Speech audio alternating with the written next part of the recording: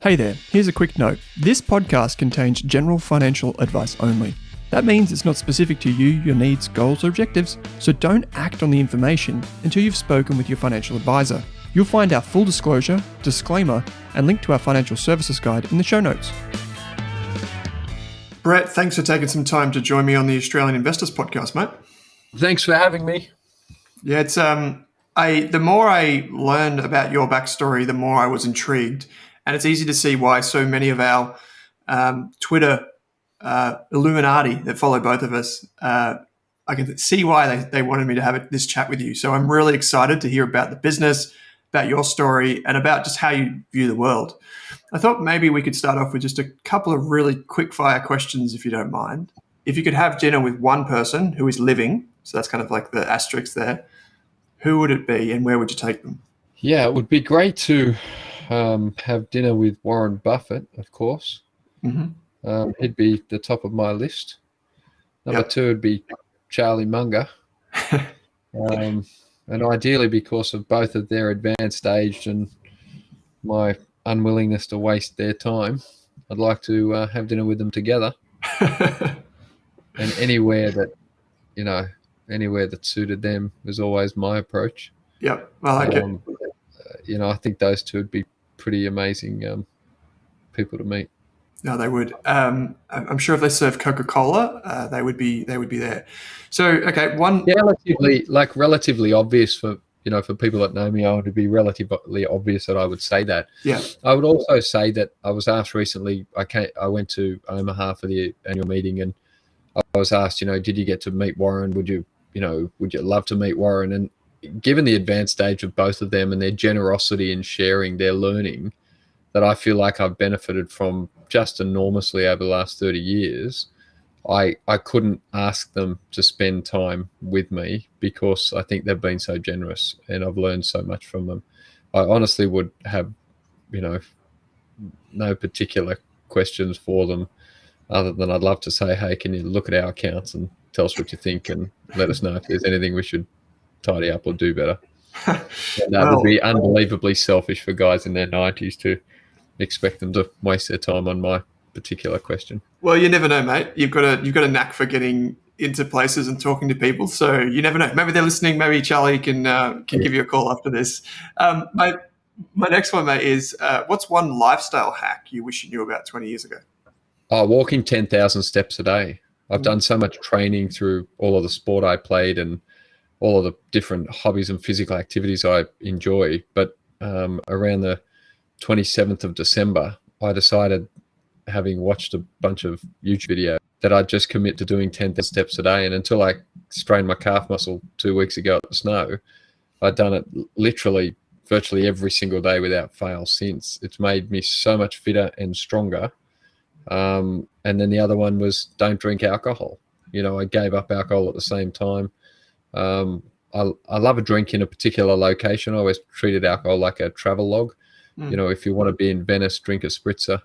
If you want to be in Argentina, drink a Malbec. But read that it's a waste of time, makes you tired. I have a huge energy advantage because I'm just was born with a lot of energy, and I thought, why give up any of that edge for that? So they're the two that have made the most difference. Sort of one I'm pursuing at the moment is eat many more green things. Yeah, I think what's a new one now is basically consume 30 different types of plant. If you can do it every day, if not every week, I think that's a big one.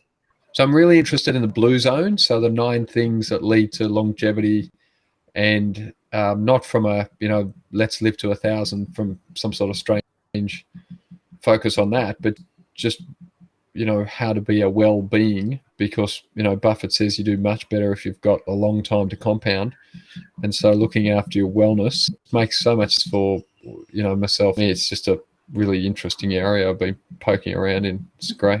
Mate, I thought for people that don't know about you or about Kelly Partners, the business, can you start back at the beginning for us? Take us on a bit of a journey with your life. It's been pretty well documented. If you go to your website, your personal website, if you have read it, if you've read any of your books, people will be familiar with you. But for those that aren't, I think just to kind of like where did you grow up? Was business and investing and this type of thing part of your existence as a kid? Yeah, I grew up in Sydney, family of 8 boys, 2 half brothers, 5 brothers.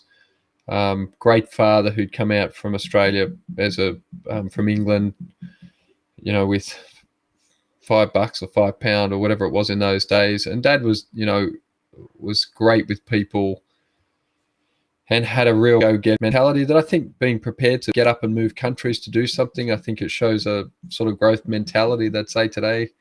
And he was my number one supporter. He's dead now. He's been dead a long time.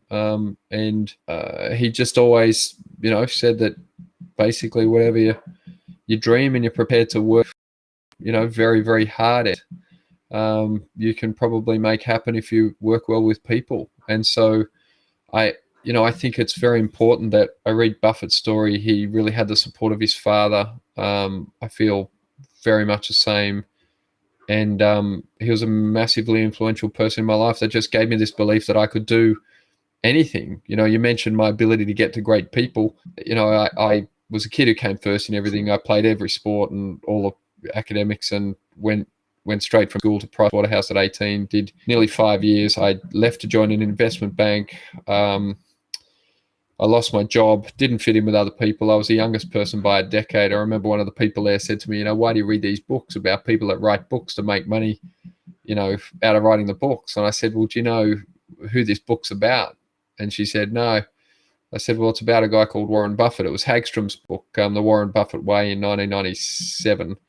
And I thought, well, I don't have much in common with people that don't know who a guy like this is. I always had a global outlook. I think that came from my dad, and always wanted to know how to do things the best, and, that they could be done in the world. And I never sort of understood why you wouldn't think like that. If you're going to bother to do something, Dad would always say, do it the best that you can. So I wasn't sure what I wanted to do. My dad gave me 2 books, Think and Grow Rich, How to Win Friends and Influence People. I realized that in all my academic, the study of working well with people was not part of any academic curriculum. When I finished my Masters of Tax and my Chartered Accounting, there's really nothing in there that said that, how to lead and manage and work with people, by far the most important thing. And then Think and Grow Rich, find people that have been successful and ask them what they did. And for me, I define success as the ability to achieve your goals, not someone else's goals, not external goals that someone else puts on you, which I'd done a lot of. I was told, you need to do this, you need to do that. So I pursued those things. When I lost my job, I felt this huge relief and freedom that I could redefine my life and decide how it is that I wanted to live. And it sounds really odd at 22, but I went to Morgan & Bank's outplacement, and I was in this floor full of people that had lost their jobs. They were basically all men in their mid-50s. And I came home that night, and I knew that they had the full disaster, mortgages, kids in private schools, et cetera, and somebody had taken their business card. Their whole sense of self had been taken. It was very, very sad and a huge warning. So I went back to Morgan & Banks. I had 6 weeks. I looked up a little book called The Who's Who of Australia. It was a little maroon book in those days. And I basically came up with a list of 80 people that I wanted to meet in Australia. And I wrote them a letter. I just said, dear Mr. Hawke, Bob Hawke, former Prime Minister, I'm 22, I'm really keen to learn. If there's anything that you'd be prepared to share with me in an hour face-to-face interview, answering my 11 standard questions, I will put it in a book and get it out to other young people that are keen to learn. I made 5,500 phone calls in 3 months. I got 34 out of 80 of those people to speak with me. I met Ray Martin I tracked him down to an art centre opening and said, Ray, look, I'm doing this book. I'd love you in the book. And he said, how many people have you got? And I said, 33. You'll be the 34th. I've been ringing. He said, how long did it take you to get them? And I said, and people in the US listening, it's, like Larry King, Ray Martin, really. And I said, it's taken me 10 weeks. He couldn't believe it. He said, no worries, come and see me. I had spent all of the money that I'd earned and saved since I'd started work. And I think that's a big sort of lesson in terms of my mindset and the way that I play life and business. I've always been prepared to invest in my own learning. I spent $55,000 that I'd saved. I was on 16, 17, 18,000, 25,000 a year over those 4 or 5 years. When I was at Pricewaterhouse, I took all that money. I put it into the production of the book. I didn't have enough to print the book, so a mate of mine, I was working in his company that was the first software company to take Bloomberg feeds, put it into 34 different valuation methodologies, in particular EVA, economic value added, based on Rappaport's book. And we would train that in organizations that were trying to make better capital allocation decisions. But he introduced me to a bunch of people and said, Brett, you need to know how to raise capital. So I went to those 7 people. I said, I need 22,000 or 21,000 to print these 5,000 books. 7 people, 3,000 each. I promised to give you the money back. And then we got the book out. I self-published it. I'd been told that, Brett, you won't get these interviews. When I went back to the publishers who said they had 20 years experience, they said, well, look, I know you got the people, but you're not Ray Martin or Philip Adams, so who'd want to read your book? There's 800 new books come out every week. So, what are you going to do? So I self-published the book. That's why I needed the 21,000. I got a PR person. I organized the design, printing, production, etc. Got the book out. It was an amazing skill set to acquire. And what that forced me, I'd read a book that said, read a book every week. So I'm reading a book every week. Mark Victor Hansen and Jack Canfield had Chicken Soup for the Soul series. I had 20 CDs in a pack with a workbook. I got it from the US, sent by snail mail. I sat down and listened to every CD. I did the workbook. I did exactly what they said to do. I bought the Simon & Schuster self-help tape catalog, which was a whole bookshelf. I bought a bookshelf from somewhere for $5, put them all in there. And while I was making all my phone calls and doing my book, I was listening to these amazing speakers. And they said, look, if you can work out clearly where you want to go, then make a plan, sort of, Stephen Covey, begin with the end in mind and close the gap from there. And so just an amazing experience. Sold all the books on one day. Basically, Ray Martin put the show on, put the story on Channel 9, sold all the books, and never looked back. Did a few hundred speaking engagements off the back of that, went back into accounting. I'd been reading everything Buffett had written since I was 17 or 18 years old. I loved everything that I'd heard from him, and he really resonated sort of with my values, looking for intrinsic value, that there is fundamentally some value, in some things that isn't in others, and not just financial value. Speaks a lot about the value of relationships and compounded good behavior and this sort of stuff. And so that was a story. I went through 3 accounting firms. They all promised one thing and delivered another. So, our second value at Kelly Partners is do what you say, because our industry is really founded on they tell you one thing, then they deliver, promise the world, deliver an atlas. And I thought, ultimately, a mate of mine on the Central Coast, Scott Elwin, said, you want to start a firm for me? Help me. I can see you could run the business. I'll give you 75%. I'll have 25%, and help me get out of this bad partnership and start a firm. His son Miller was my godson. I said, sure, I'll help you. I set the firm up. After a little while, a few months, I said, look, it's better if it's 51-49 because the Pinot work, and explained why I've developed. And ever since that day, we've done these 51-49 sort of 10-year agreements, et cetera, et cetera. In that journey, I'd read over 3,000 books. I'd read everything on private equity firms and how they structure and corporate advisory and all sorts of stuff. I remember when I was at Schroders, they asked me to make a recommendation for a client as to what you'd buy if you had all the money in the world. I said Western Australian newspapers, just sort of Buffett mindset. And so then I was in North Sydney. The boss had promised one thing, delivered another. A couple of my colleagues in there said, why couldn't you start a firm for us like you started for your mate Scott? And only very recently, Owen, I've realized that often it's other people that see in you things that you don't necessarily see in yourself. So I ring my 2 best mates, who are my biggest clients, and said, hey boys, what do you think about this? This is a shitty proposal I've been given, and it's shitty because they said one thing and have promised another, and I cannot work with people I can't trust. And they said, Brett, we don't know why you don't already have your own business. You're really great at what you do. And I'm like, okay, if you say so. So I very reluctantly started the group. But, when I set my mind to something, I'm a very, I remember Ray Martin launched my second book, and he stood up and he said, I'm here tonight because Brett asked me to do the book launch. And Brett's like a pig dog. If he gets hold of something, he will never let go. So it's just better to agree. I only have regrets in life. And one of them is I didn't record his speech that night because it was incredible. He's such a wonderful trained journalist and just summed the whole thing up. So I realized that I had this ability from my books and other skills and all the way back from Carnegie, he said, you've got to be great at leading people, inspiring them, and pulling people together if you want to get things done. And I had learned the most important thing is that you can achieve anything with people. So even though I was told you're unemployed, you got no experience, you got no expertise, you got no money, you got no connections, how are you going to publish this book?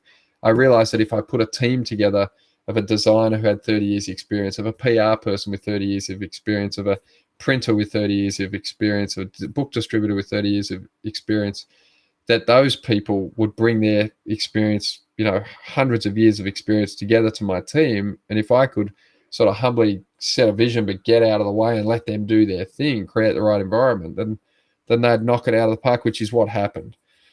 So that's where I then came to 06, and my boss had said this and then done this. So I said to my wife, okay, started the North Sydney business. We soon rebranded to Kelly Partners, Central Coast and North Sydney. And I basically set my mind to, the low bar, I thought, of not doing things worse and was happening in our industry, a massive industry, basically cottage in its mindset and delivery.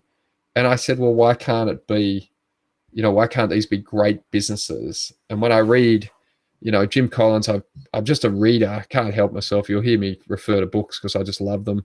So Jim Collins, Good to Great, favorite business book other than Snowball and King of Capital. And, he said, Wells Fargo, West Coast, we're going to be West Coast, and we're going to be the best at running a bank like a business. And I said, right, Sydney, private business owners, we're going to be the best at running accounting firms as a business.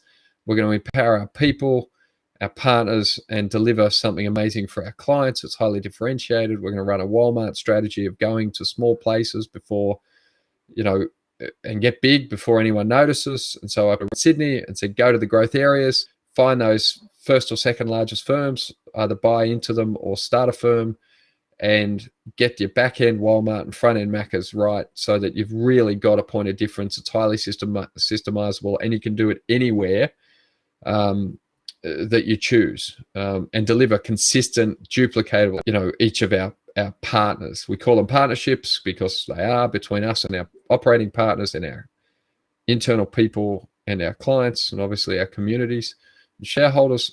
And so that mindset that I got from Buffett of, it might be corporate by structure, but partnership in mentality. So I don't do something to you that I don't want you to do to me. Treat you, the old golden rule, the way I want to be treated. Very much the mindset from the beginning. And I thought that with better values and behavior, we could outperform the industry that my experience of had been really poor. So that's sort of how you sort of take all of that and come to start a firm. Very relentlessly pursued. We had a young child, 9 months old, Tom, when we started, Beck and I, and Beck was an accountant and totally supportive of what we were doing. And together, Tom would wake up at 3 a.m. I'd get up, I'd give her Tom to feed, I'd have a shower, get changed, put my suit on. I'd drive from out of Western Sydney, an hour away, into North Sydney. I'd get to the office about 4:30. I'd leave at 7. I'd do that 6 days a week.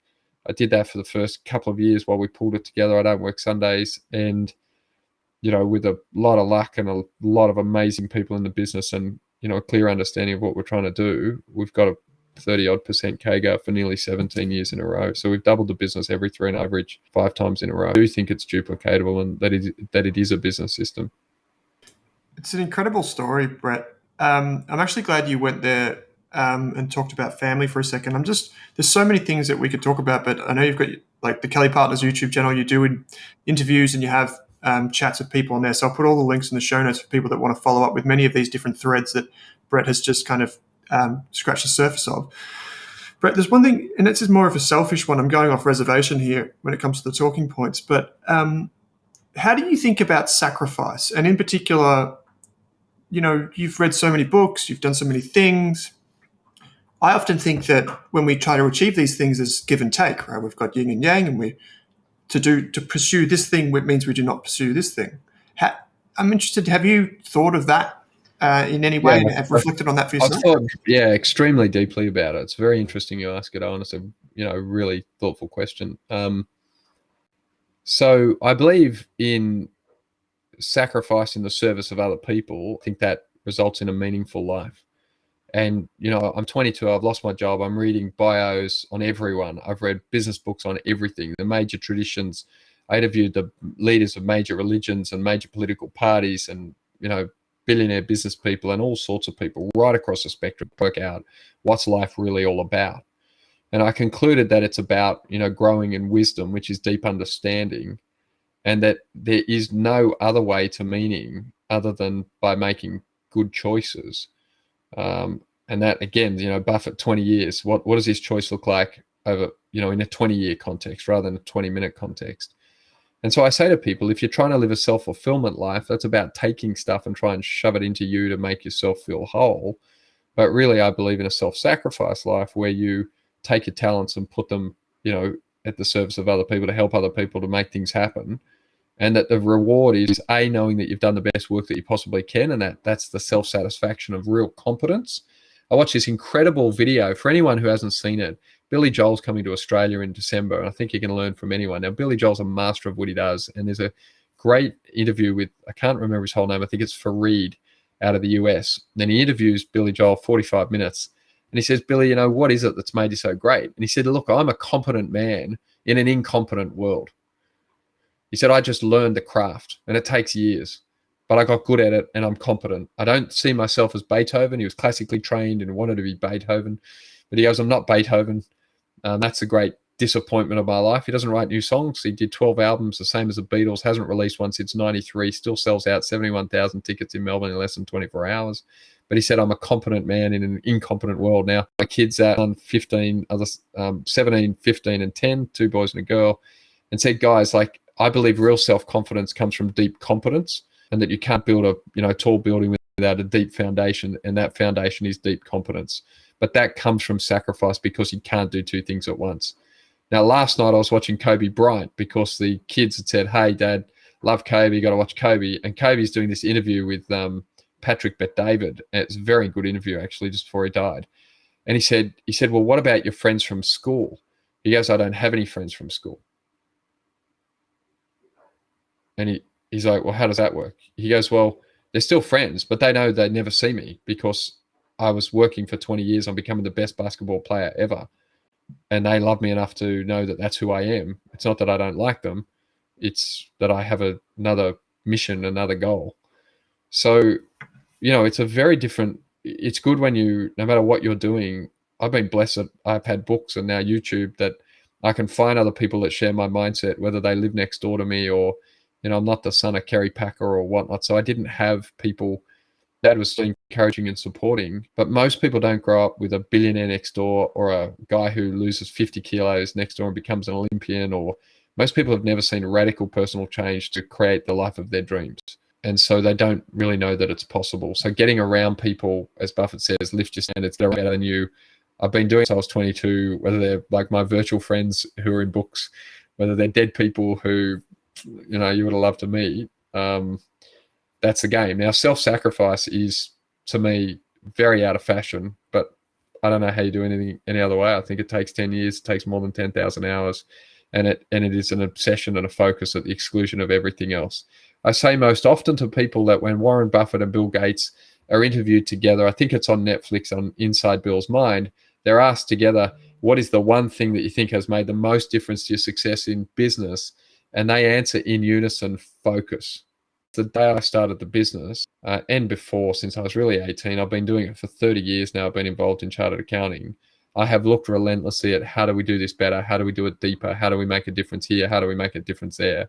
And so the depth to, you can't have a deeper business than the depth of the leader of that business. You can't have a growth business if you don't have a growth senior executive team and a CEO. So you need to be a deep person that wants to go deep and wants to grow in order to run a deep business that's got some growth in it. And that means often, I got to tell you, I don't experience it as sacrifice. I never think, oh shit, I'm not playing golf, I'm talking to Owen, I'd rather be here than playing golf. Every time I do a podcast with somebody, or I talk to a young guy who's got questions or whatnot, in talking about your thoughts and sharing those ideas, it really putting the asset on you to keep living out those ideas and pushing them to a higher level. So mate, it's a very very good question. It's something I'm really passionate about. It's not really something most people want to hear. It's sort of, I remember I started dating Beck, and she'd be like, well, what do you do on Saturday? I go, well, I go to work. She's like, well, how does that work? And I go, well, I go to work and I do work. She goes, but you don't get paid for doing that work. And I go, no, I don't get work. But, work's like a gym. You own the muscles, the boss owns the equipment. You get the muscles, you get to keep the discipline. So she'd come in with me, work with me doing tax returns. She didn't even work in our firm till 3:00. She goes, okay, what do you do then? I go, well, at 3:00 I stop, because I've always been very structured and disciplined. And then we go out and do whatever you want until 5 a.m. or whatever you like, because I've always had plenty of energy to burn. And she was like, okay, no worries. And so ever since, she's known that's, if I tell you you're going to do something, it's in my day, I will not do that. I will spill blood to do it. If as an organization, we've said this is who we want to be, we're going to spill blood to do that. And I guess, as I say to people, there's never been a baby born without a bunch of pushing, shoving, and blood. It's real sacrifice.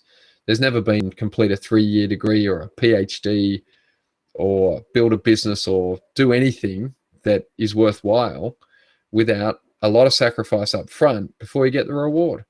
Now, a lot of people today think, oh, well, you get the reward and then you do the work. It's not how it works. And final comment I'd make with the business is I spent the first 10 years, I said, I'm not going to tell anything. I'm not going to say anything publicly about the business other than in top 100 each year. I'll comment only to BRW about it. We'll do no advertising.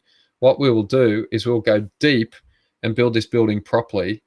And I often say to people, when you're digging, and then steel down, and then you pull the concrete, and then you do it again and again and again, it takes years before you even break the surface of level.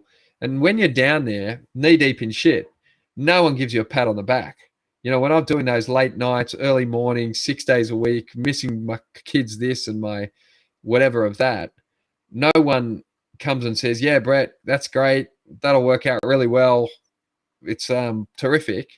You have to have the single-mindedness to know that you're doing the right thing and that in the long term, meaning 25 years, it'll probably go okay. And that's a very strange mindset that is quite uncommon.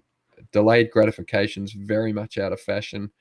And then all of a sudden, post 10 years, people can start seeing you just slapping up floor after floor after floor, and it looks easy. It still takes effort, but it's a bit like Roger Federer hitting a forehand. It looks easy. And, you get more people say, well, hang on, can I get involved because that looks easy? And we've been determined to keep attracting people that share our values and know that, you put the next floor up by doing a proper job of the one you're doing at the moment. Can I ask one more question around the kind of how you think about the lifestyle side of things? Is how would you define like an ideal Tuesday? If you had to pick your Tuesday, I'm interested in kind of the habits that you've formed and that make you more efficient and more effective than average, basically. So how would you start, end your day, and what's in the middle? So you start a good day the night before, but you start a great day the year before. So between the 27th and 1st of January, I do all my annual planning. I pull out my big A3 calendar of the year and I block out all of my holidays. I mark them bright yellow and I book holidays and pay for them in for 12 months, work out with my wife where we want to go. And then I put in all of the public holidays, all of the critical business events. So once you've blocked out all of your time so that you've done the critical things, I then take that down to a month and a day, what's called an ideal week, which I was very lucky to study with a coach, Dr. Fred Gross, who trains real estate agents, when I was around 22. When I was trying to get these answers, I interviewed Simon Reynolds. That was his coach. He said, go and see this guy. So I studied with all these real estate guys. But he said, don't do anything that's not dollar productive. Structure up your ideal week. So my days, weeks look like this. They're fully color coded. They're done weeks and weeks, months, like the full year in advance.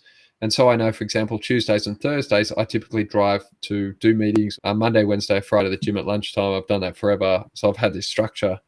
And then you know what your priorities are. You put your priorities into your calendar. And if anyone wants to make an appointment, all our calendars at Kelly Partners are open so everyone can see everyone's calendar. It's all color-coded. So I brought all of that into the business that I'd learned personally. And so, I pride myself on being the most organized person that anyone's ever met. I have a 30-year personal plan that does, who do you want to be? What do you want to do? What do you want to give? Where do you want to go? And it's all in a 50-page Excel spreadsheet. Again, very, very personally organized means that you can lead that into the business. And the reason, though, and that's so important, Nelson Mandela was somebody's employee, and so was Steve Jobs. Steve Jobs worked at Atari, smelt, wouldn't wear shoes. They put him in a funny room, told him to work at night, and eventually they let him leave because he didn't fit in with other people. Wouldn't Atari be a better business if they'd found a way to work with a guy who was a bit different?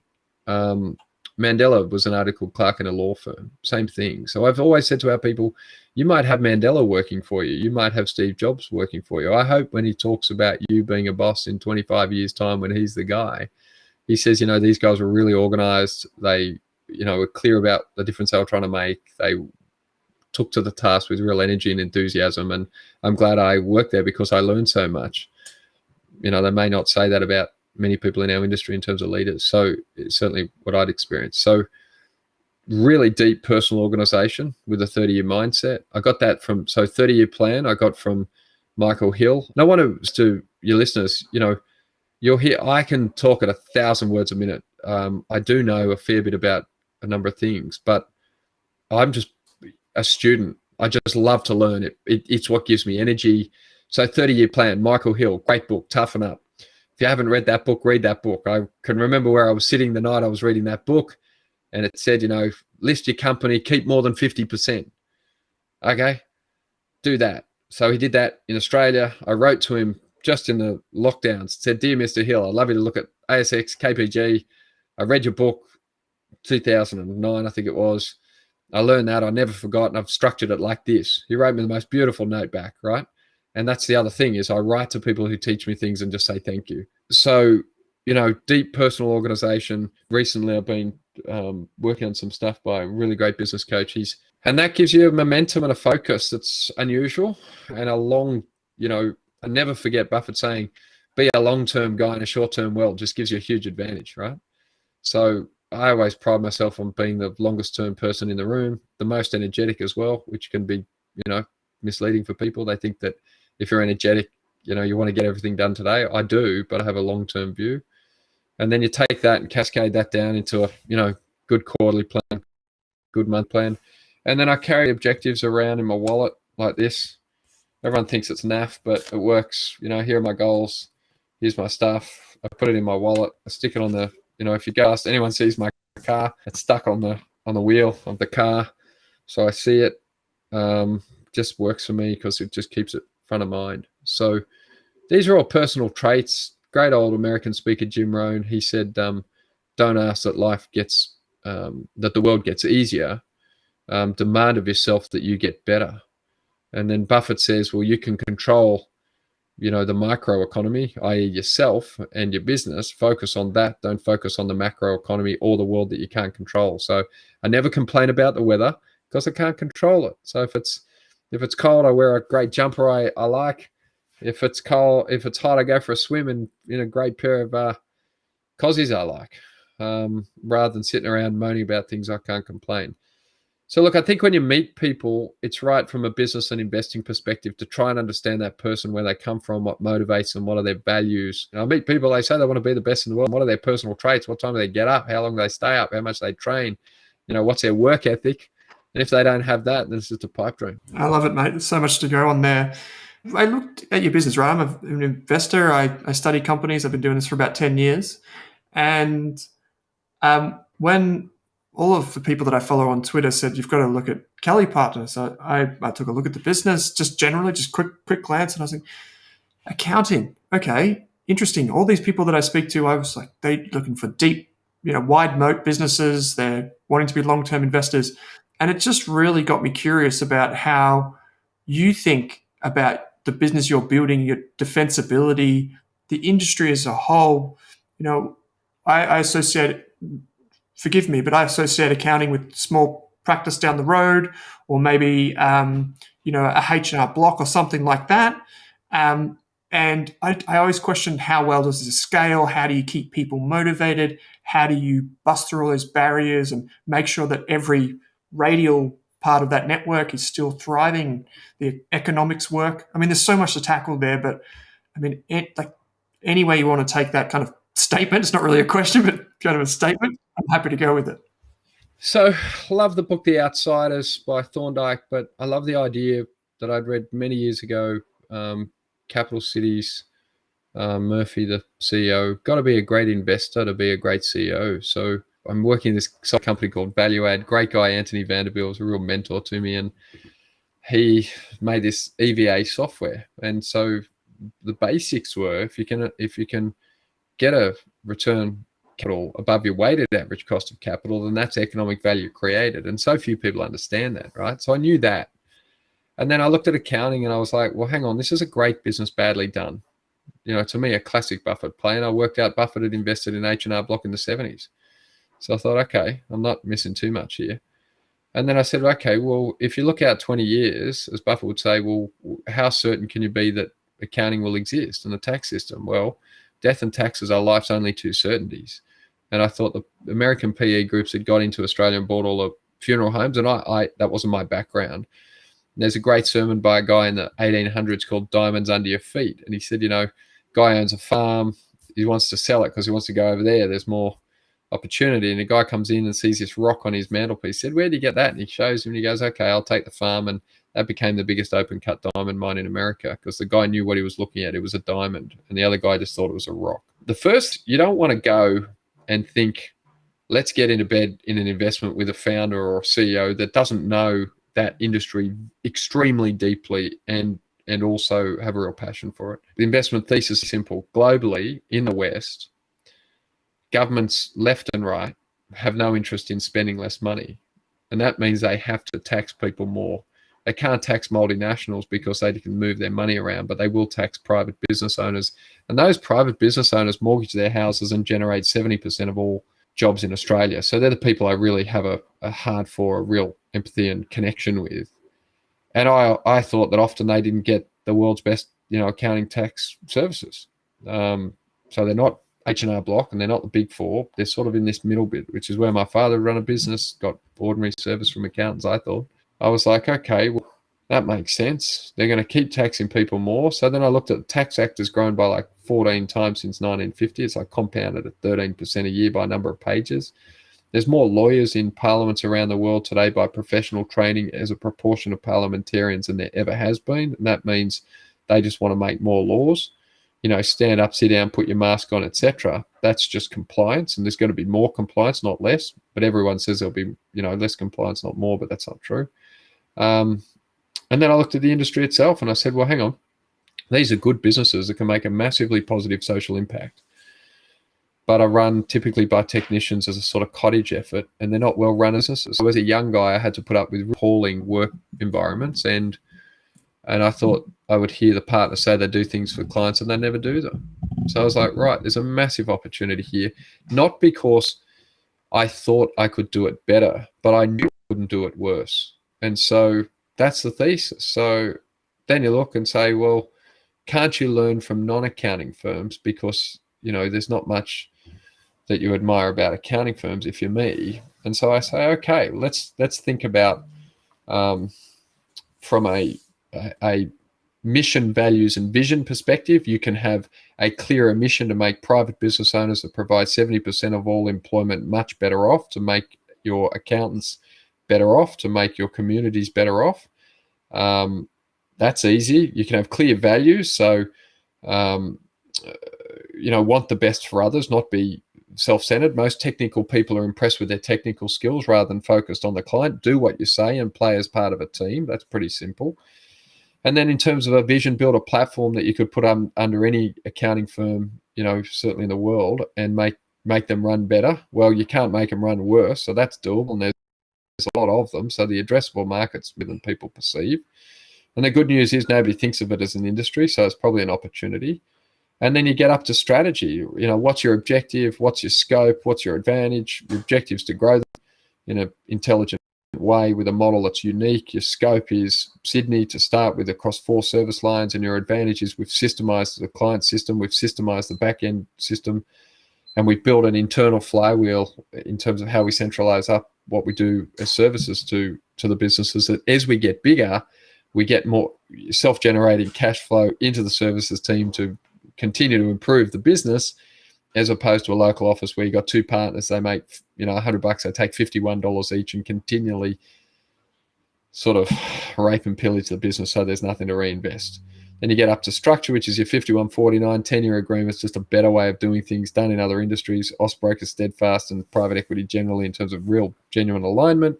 People process financials, clients' financials, brand, growth, risk, IT, and exit, succession. Make sure that we've got a system in each of those parts. Jim Collins style say, great, you need a strong mission here, you need fuel here, and you need a system and systemize and drive and drive and drive. So now you're quite right. When you look at accounting, you think, well, a lot of people say to me, well, why hasn't it been done? And I'm like, I don't know. But it has been done. The Big Four are massive global businesses in 150 countries, so it's not like it hasn't been done. There's probably 100-year-old accounting firms, 100-year-old anythings in any other industries. But in this private client market, where I think private companies will stay private for longer and they'll seek to go global, I think there's an opportunity. Now, suits me that no one agrees with me much. Some people do. There's a few cluey people that do. And I don't really have any interest in prosecuting the argument other than delivering and showing. I always say we're in show business, not tell business. Just show people that we can do it. So, it's one of those things that I always say that you look at the big, very successful tech companies. Everyone thinks Airbnb is incredible, but it's an improved version of a hotel. So what they're doing is improving a massive global industry. They didn't invent a new global industry. Tesla's making a car better, right? So, are people really strongly of the view that I can't make accounting firms better? And if they are, I'm happy to take that Pepsi challenge. I'm that sort of person. You spoke before about value creation being the return on invested capital over and above the weighted average cost of capital. Can you maybe pull apart what you've experienced so far at Kelly Partners as what's been the driver of that return on invested capital and those levers?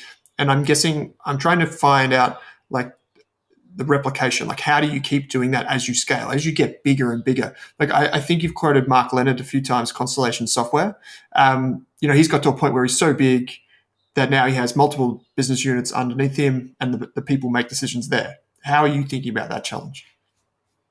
Well, what we're doing is, studying. So my favorite businesses are Berkshire Hathaway, Louis Vuitton, Moët Hennessy, and Constellation. So most people are familiar with Berkshire. They buy things decentralized, leave them, nothing's really related to anything, so there's no real synergy created. Louis Vuitton, Moët Hennessy is a little bit different. They buy amazing heritage brands and they improve them. They centralize a few things, legal, finance, and global finance and advertising and some leasing, but just the things that they can really make a difference to, not everything. So that's, to me, that's sort of Buffett with a tweak. And those individual maisons that they own have their own personalities and their own strong brand equity, and off they go. And then there's Mark, who, I think that's such a big business now with 6 operating groups. It's easy for people when massive to not understand that, I've got here a piece of paper that's got all of Mark's acquisitions since 2005.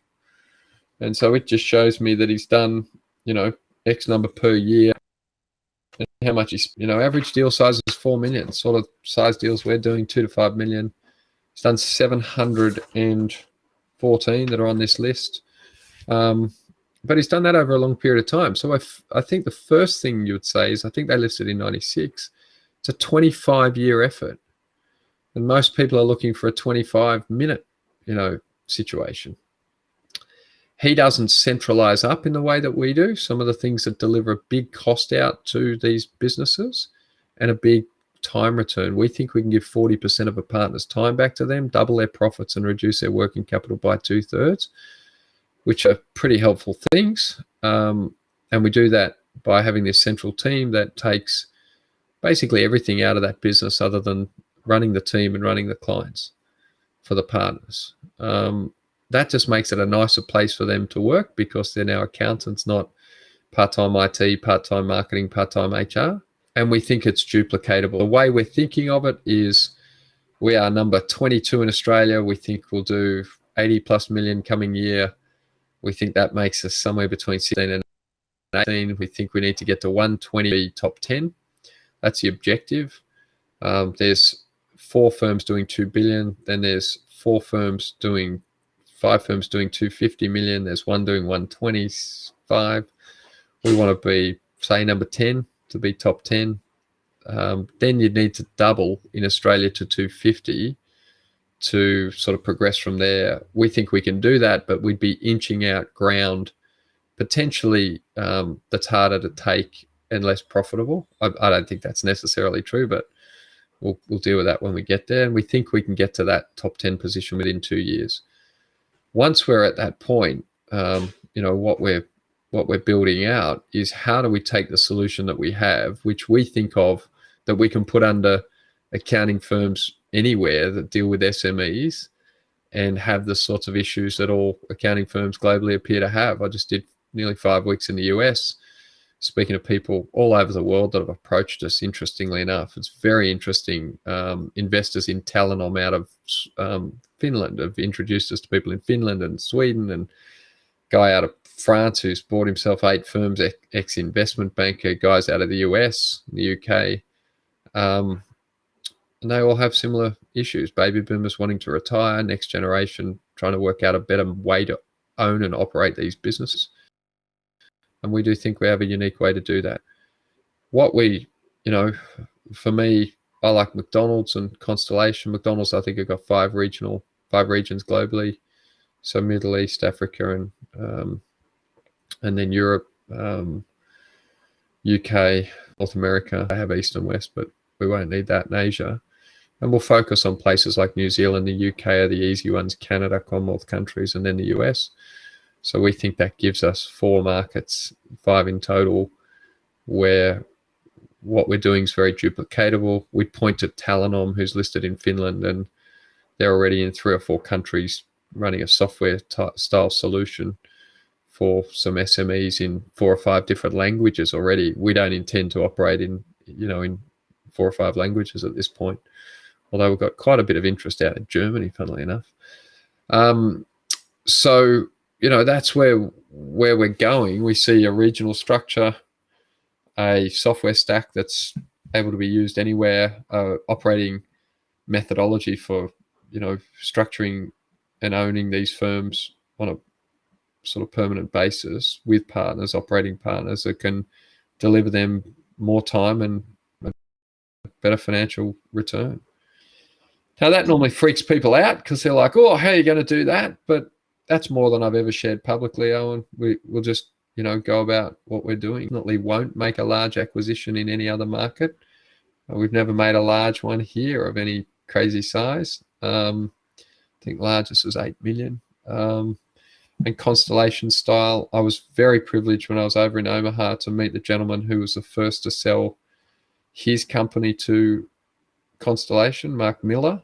He now runs one of the operating groups. I think he's taken it from 25 or 50 people to 11,000 people in 45 countries. So I had an hour and a half with him explaining sort of how we did that. And obviously we've appointed Lawrence Cunningham to our board, who's a deputy chairman of Constellation Software. So, that might have been a little bit of an indication to people sort of how we think about the future. I saw that first on Twitter. I saw it pop up. How did that come to be?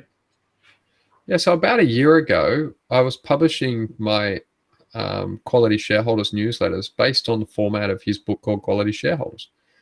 I got to the point where I was sick of speaking to short-term people. So I thought, well, it's my company. I'm going to write about it in the way that I speak about it. And so I started writing these Quality Shareholders notes because I'm not really into writing a big annual letter. That's not the way my brain really works. I'd rather, if you're my partner, I'd rather share with you contemporaneously what's important to the business today and try and save it all up one. Frankly, there's too much going on as we try to educate up a quality shareholder base. So I started writing those, and a guy in Spain actually, it turns out, who knew Lawrence, sent it to him. And he read it, checked out the company, and then sent me an email, said, "Hey, I love your company. I'd love to have a Zoom if you're interested." So I got to know him on Zoom during these lockdowns. Similarly, an email from William Thorndike, the author of The Outsiders, just randomly. I was in the butcher one day and I read it. I thought it was somebody talking about him, but it was actually him. And I got to meet with him over Zoom, and then his investment office is a shareholder of KPG. They bought a bunch of shares. And so we got to know him well. And again, this is, to me, about Buffett saying, get yourself around people that have got different life experience, higher standards, better whatever, and learn from them. And so what I enjoy most about the business is that it's a vehicle to allow me to continue to meet clearly people that are interested in what we're doing, that are prepared to help us. And the best people are generally the most generous with their knowledge. So I then said to Lawrence, look, this is what our 10-year plan is, around our big, hairy, audacious goal and where we want to be when we grow up. And I'd love you to get involved, sit as a shadow director, sort of serving director, and tell us what you think. And if you like it, I know you're on Constellation's board, which is slightly bigger than us. I'd love to get you on the board and get you to mentor me and help me understand how I could grow the business in the way we intend. And what's been terrific about that, went to Omaha. He was so generous while we were there, introducing me to amazing people who, continue to inspire you, which is really important, and teach you things. So look, that's to me incredibly exciting. Oh, for sure. I imagine there are many shareholders that are listening to this podcast that are your shareholders, and I'm really fascinated by the business in general, and I'm going to keep following you in the business for many years, I hope.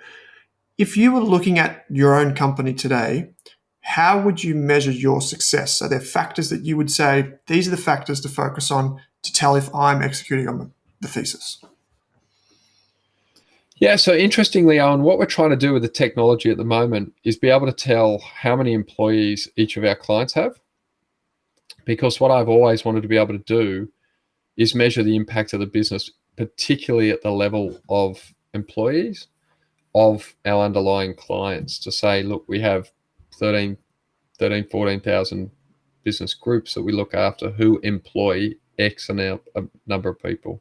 I believe, having good work is very important to a dignified life. And I believe that the role of these private business owners in providing that work is often not given the credit that it's due.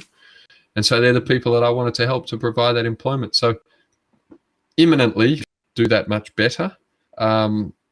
And then I love my ENPS measures, so my employee NPS, my net promoter score measures for our clients, because I think if we look after our people well, then they will look after our clients well. And so I tend to look at those measures very carefully. I've always said that your staff turnover is a measure of satisfaction, as are your debtor days.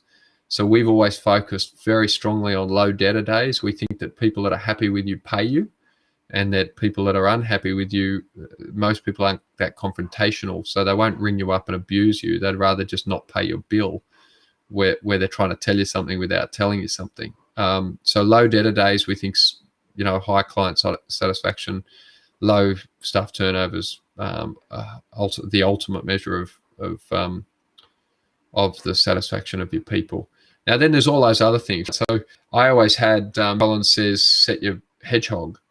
What are you deeply passionate about? What's the economic engine, and what can you be in the world at? And I said, well, I'm deeply passionate about helping private business owners provide employment, particularly in these local areas.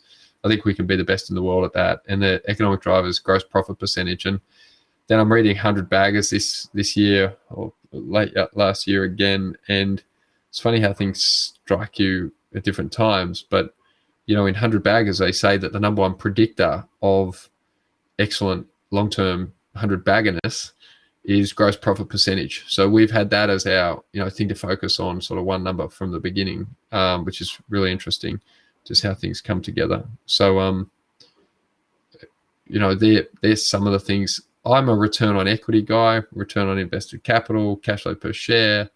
I like these types of measures, in particular per share. You'll notice we called out to exactly 45 shares because I used to ask our board and others, oh, how many shares we got on issue? And everyone could tell you the profit, but they couldn't tell you the number of shares on issue. Most firms are throwing shares around so they can never tell. I think that's incredibly important to long-term value creation, and we're fanatical about making sure that that's effectively managed, i.e. I have no interest in issuing new shares for virtually any reason that I can think of. And I would never say never because I think it's not prudent, but I'm pretty close. So they're the things that we think about. Top line growth is very important in a firm to be able to ensure that there's for growth for the people in the firm. So we pay a lot of attention to that. I've got a couple of closing out questions here, if I may. The first is, if you were to come across a new CEO, let's say someone that's just been promoted to CEO and they've got a business of 100 people, what book would you give them? It would depend on the person that I met. I did meet one this week, actually, so that's interesting. But it would very much depend on that person. I think Snowball is just a tremendous book for many of the reasons I've mentioned. But and so at Kelly Partners, we have like a compulsory reading list that everyone has to read when they join. And we always have had that list ever since I started. So ever since we started, you have to read Good to Great and Raving Fans. And if you don't read them in a 6-month probation, then you need to either resign or get terminated. So we believe common ideas lead to a common language, and you can't have a common culture if you don't have a common language. So I would say to most people, I would take Good to Great, given it's been around for so long, as read. And then I'd sort of be interested in the personal attributes of that CEO. There was something that you said. I think it was in a interview that you were in. You said the great tension in life is the difference between who we are and who we want to be. Can you? I don't know if you remember where you said that, or if I may be misquoting you. Where you said that and what it means. It's absolutely the case. So, most people, if they look at their lives, so I always say, think about the person before the business, right? Think about the person before anything else. And so the great tension in life is for everyone, the gap between, who they are and who they want to be. Now, there's who they think they really are, and there's who they, at their best could be. And so closing that gap, I think, is the great mission of life. And often people don't either get a coach to help them assess that gap, or honestly, assess their own gap. And so, it's the great tension in that most people know that they could be healthier, they could be wealthier, and they could be wiser. And that the only reason that they're not those things to the degree that they could be is because they haven't decided that it's absolutely critical that they close that gap or die trying. So, and then I heard the other day that the sort of price of regret is much higher than the cost of discipline. And so my brother died when I had a car accident when I was just turned 30, and he was 45. And I said to myself, I want to live as if I've only got until I'm 45 so that I don't waste time. I remember I was 22, I was in Florence in an art gallery, and there were these great Renaissance paintings, and on a lot of the desks of the paintings, there was a skull with a candle in it. And I said to the tour guide, I said, why is there these skulls in all these pictures? And she said, well, they wanted to remind themselves that time was very limited. Life expectancy was 35, 40. And so don't waste your life. Your life is sort of disappearing in front of you, that burning candle. And so, I think we all sort of know that to a degree when we, in a forum like this, talk about it. The question is, have you got a third plan, a sort of annual plan? Have you marked up your calendar? Have you carry it around on a card to make sure that, if you get knocked off tomorrow through no fault of your own, that you haven't left any gas in the tank? So that's one way of thinking. It's not, I'm never prescriptive and say to other people, well, you should think like that. But I've met a lot, I just decided that the only filthy thing in life, self-inflicted, is regret. So you want to minimize that to the degree that you can. Yeah, I like it. And the cost of regret, if we can minimize that. I think I use that framework a lot, not just with my investing, way I make business decisions, the way I choose to spend my time as well. I've got one final question for you, Brett, which is similar to what I always ask my guests, which is if you could go back and tell yourself one thing about investing, what would it be? Payback period. So too many people don't understand very much around cash. So Buffett has this idea of $1 goes into a business and how does it actually flow through that business? And not an adjusted dollar, not a normalized dollar, but an actual dollar. There's a lot of that around these days. I've always been focused on a sort of cash on cash return. I'm a real cash flow guy. So if I give you $1 million, whatever the investment is, so we buy your business, if we put out $1 million, when do we get that money back? And because I started with no money, I had, I think, a $200,000 fee base, and I borrowed $160,000 from Westpac, who've been a great partner of ours. I knew I didn't get paid back. So the question, all investing in my view, is what's your payback period? And, from a business perspective, the one thing I would say is be more long-term than your competitors and be prepared to out-invest them. Or as Ray Kroc, the founder of McDonald's, would say, when your competitors are thirsty, shove the fire hose down their throat, turn it on full bore, right? So I think out-investing, Bernard Arnault talks about just out-invest your competition. And a big part of what we're doing at Kelly Partners is with our central services team, we get paid a fee for central services and a fee for IP. And we take that 9% that comes of the revenue of our businesses, and it's fully invested back into making these businesses stronger and building out that flywheel and building out that moat. How you build a moat? Well, if you out-invest your competition for a long time and you use some smarts and work at it, then I think there's a real opportunity. So that's my payback period. It's a big one, not understood by most in terms of investing, because that takes away the certainty of that payback period, takes away a lot of the conjecture about the long-term business case and what the moat is and blah, blah, blah. The question is, are you going to lose money? Buffett, don't lose money, don't lose money, don't lose money. So I'm all about, what's my payback period? Am I going to lose money? I like it. And you're the only one that's ever said that on the show so far. So I don't like losing money. I don't like losing money. So look, my whole, for anyone who's a big reader out there, there's a great book called From Predator to Icon. It's a couple of French academics that have studied great entrepreneurs, and they say the American model is risk-taking, whereas in fact the data shows that the greatest entrepreneurs are the ones who are the best at mitigating risk. So to me, you cannot, using an old cricket analogy, can't score runs from the grandstand. So you cannot get out. You must not lose money. You must not do anything that puts you in mortal danger. And it is better to take a long time than to get out. So we are a high growth business operating in a sustainable manner with a very long-term view, because we think the range, the total addressable market and globally is enormous. And, I'm 47, my heroes are 91 and 98. So I don't feel, while I never take any day for granted ever, I don't feel that we should try and make, unsustainable decisions on the wrong timeline.